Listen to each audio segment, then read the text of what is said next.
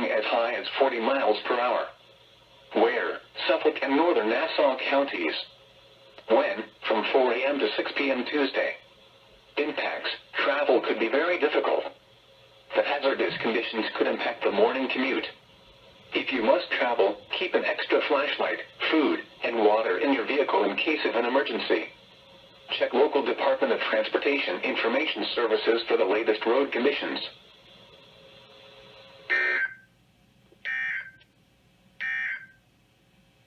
Winter storm warning remains in effect from 1 a.m. to 6 p.m. Tuesday.